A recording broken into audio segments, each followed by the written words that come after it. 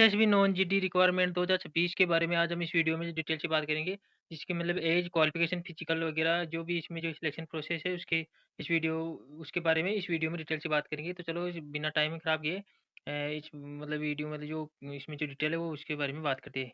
ठीक है, तो आगे चलते हैं। तो इसकी मतलब जो वैकेंसी है, जो ये सब इंस्पेक्टर स्टाफ नर्स की वैकेंसी है। इसमें टोटल 10 पोस्ट हैं, जिसमें जनरल की 7 है, ईडब्ल्यूएस की मतलब इसमें कुछ पोस्टें नहीं है, और ओबीसी की 1 है, एससी की 1 है और एसटी की 1 है। और जो सब इंस्पेक्टर पाइनर की बात है, तो इसमें जो टोटल 21 पोस्टें हैं, जिसमें 12 जनरल की है और 1 ईडब्ल्यूएस की है, 3 ओबीसी के और 3 एससी के और 2 एसटी के। ठीक है, और सब इंस्पेक्टर में देखो टोटल 20 पोस्टें हैं, जिसमें जनरल की 9 है। तो इसमें जो टोटल पोस्टें हैं वो कुल मिलाकर 51 है। ठीक है, आगे बात करते हैं। तो इसमें जो मतलब सैलरी की बात करते हैं, तो सैलरी इसमें तो 35,400 से लेकर 1,12,400 रुपये तक इसकी सैलरी है।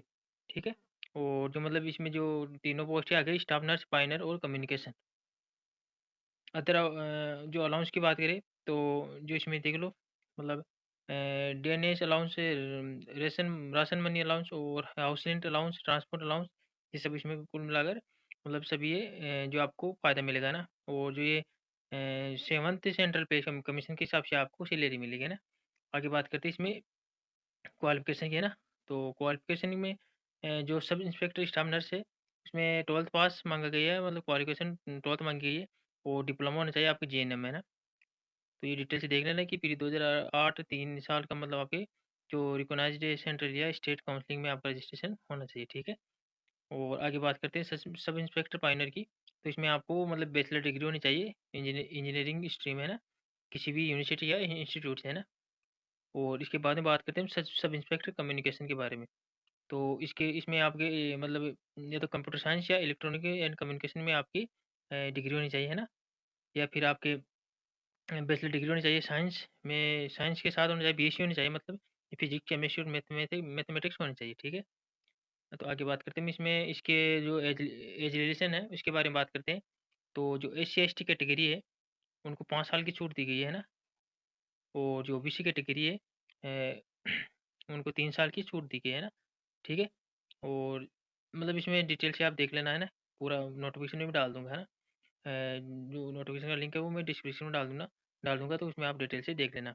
अब बात करते हैं इसकी फिजिकल के बारे में, पीटी के बारे में। तो जो सब इंस्पेक्टर कम्युनिकेशन है, उसके मतलब उसकी फिजिकल मतलब बारे में बात करें, तो जो मेल है उनकी 1600 मीटर रेस होगी, इसमें 6.5 मिनट आपको टाइम दिया जाएगा, 6.5 मिनट का है ना। और जो फीमेल है उनकी 800 मीटर की रेस होगी, जिनको 4 मिनट का टाइम दिया जाएगा।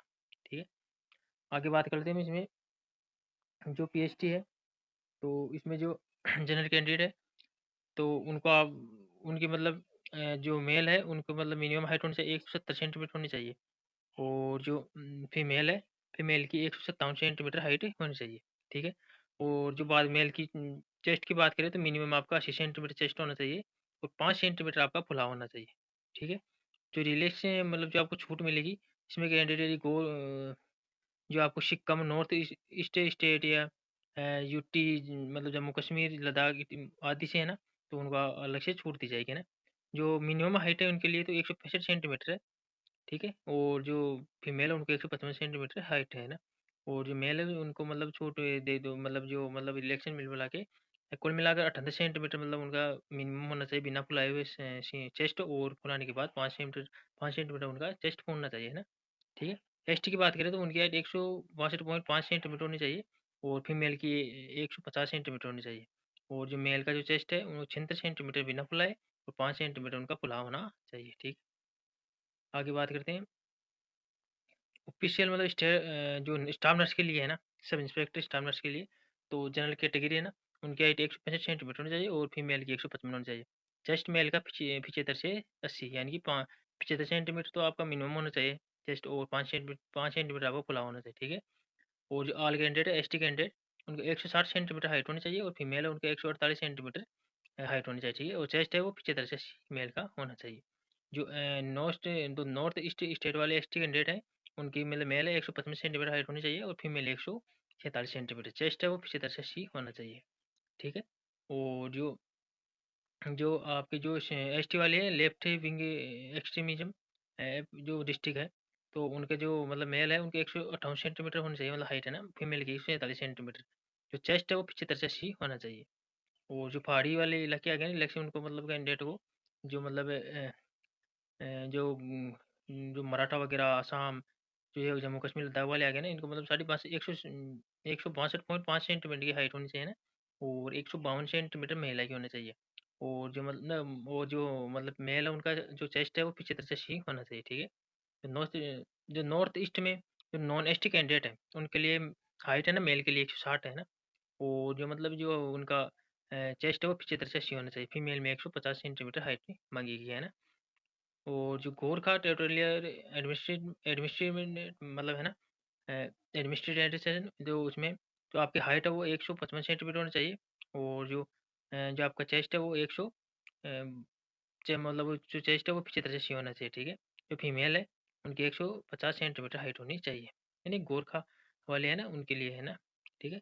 आगे बात करते हैं हम, इसकी वैकेंसी डिटेल तो देख लिया। तो अब इसकी बात करें सिलेक्शन प्रोसेस के बारे में। सिलेक्शन पर सिलेबस के बारे में बात करते हैं, मतलब जो एग्ज़ाम है उसके बारे में। तो आपके कंप्यूटर सीबीटी मतलब सीबीटी टेस्ट होगा, कंप्यूटर बेस्ड टेस्ट है ना। इसमें जो पेपर टेस्ट है इसमें 3 घंटे का टाइम दिया जाएगा। 150 क्वेश्चन, 150 मार्क का ये मतलब क्वेश्चन आएंगे, 150 क्वेश्चन आएंगे ना। और ऑब्जेक्टिव टाइप आएंगे, फोकस एरियाज है ना। और जो पार्ट फर्स्ट की बात है मतलब 2 पार्ट हो गए इसमें। तो इसमें 50 मार्क के आएंगे, इसमें जनरल नॉलेज आएगा, और मैथमेटिक्स आएगा, रीजनिंग आएगी, और जनरल इंग्लिश या जनरल हिंदी आएगी है ना। तो इसमें और जो पार्ट सेकंड है वो 100 मार्क का होगा है ना, 100 मार्क का है ना। तो इसमें टेक्निकल सब्जेक्ट जो मतलब आपका जो रिलेटेड है, जो टेक्निकल ट्रेड है वगैरह वो जो है ना, उसके हिसाब से उसके क्वेश्चन आएंगे ना। तो मिनिमम क्वालिफाई मार्क है वो जनरल, ईडब्ल्यूएस, ओबीसी और एक्स सर्विसमैन के लिए 50% है, और एससी और एसटी के लिए 45% है, ठीक है। ये फाइनल मेरिट में इनके नंबर मतलब इसके नंबर काउंट होंगे, ठीक है। तो ऑफिशियल जो सिलेक्शन प्रोसेस है, जो सबसे पहले आपका होगा फिजिकल है ना। फिजिकल के बाद आपका रिटर्न होगा, और रिटर्न के बाद आपका होगा टेस्ट, ठीक है। टेस्ट होने के बाद आपके लास्ट में डॉक्यूमेंट्स वेरिफिकेशन होगा, और डॉक्यूमेंट्स वेरिफिकेशन के बाद आपका होगा मेडिकल, ठीक है। डिटेल मेडिकल एग्जामिनेशन डीएमई भी होगा, फिर रिव्यू मतलब जो यदि आप एप्लीकेबल हो तो आरएमई भी हो सकता है, मतलब जो आपको पॉइंट वगैरह जाओ, ठीक है। तो ठीक है, मतलब पूरी डिटेल से मैंने इस वीकेंड जो और जो हम इसके अब बात करते हैं हम इसकी जो इंपॉर्टेंट डेट है। तो इम्पोर्टेंट डेट के बारे में, जो इसके फॉर्म है वो 21 मार्च से स्टार्ट हो चुके हैं, और इसकी जो लास्ट डेट है वो 20 अप्रैल है ना, ठीक है। इसकी लास्ट डेट 20 अप्रैल है, तो इसका फॉर्म नंबर देना आप। और तो मतलब ऐसी एक रिक्वायरमेंट के बारे में जानकारी आप प्राप्त करना चाहते हो तो मेरे चैनल को सब्सक्राइब करिए, ठीक है। शेयर करिए, और कमेंट कमेंट जरूर करके बताना कि मतलब वीडियो कैसा लगा, और मतलब क्या और सुधार कर सकता हूँ मैं ना, इस बारे में जरूर कमेंट करके बताना। धन्यवाद।